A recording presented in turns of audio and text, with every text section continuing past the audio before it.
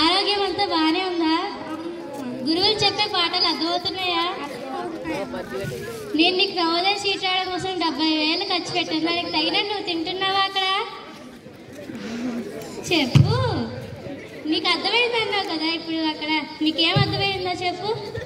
క్షమ కలిగిన సిరి గలుగును, క్షమ కలిగిన సౌఖ్యములెల్లను, క్షమ గలుగ దోన గలుగును, క్షమ కలిగిన మెచ్చు సౌరి సదయుడు తండ్రి. అసలు దీనికి ఏం నిర్ణయం పట్టింది? ఇప్పుడు ఏ డాక్టర్ దగ్గర తీసుకెళ్ళాలి? అక్కడ ఏం నేర్చుకుంటావు?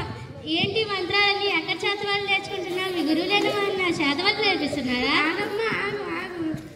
దెయ్యం లేకపోతాం. ఇప్పుడు ఏ డాక్టర్ దగ్గర చెప్పాలి తీసుకెళ్ళాలి చెప్పు మరి. ఇప్పుడు నేను పాడింది మన గ్రాంధిక భాషలో ఉన్న ఒక తీయనైన తెలుగు పద్యం. దీని అర్థం చదువుకున్న వారికి అర్థం అవుతుంది. దీని అర్థం నేను చెప్తాను విను. సరే చెప్పు.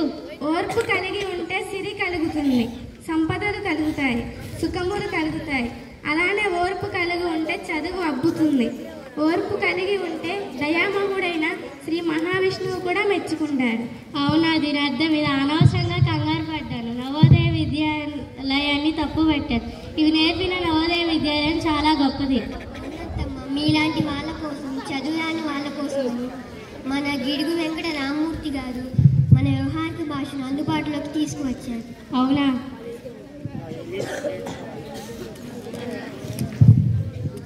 ఇప్పుడు మీరు చూశారు కదా, అందుకే మన గిడుగు వెంకట రామమూర్తి గారు వ్యవహారిక భాష ఉద్యమాన్ని చేపట్టి వాడుకలోకి తెచ్చారు. అందుకే ఆయన జన్మదినోత్సవాన్ని మాతృదినోత్సవంగా జరుపుకున్నాం. జై హింద్, జై తెలుగు తల్లి.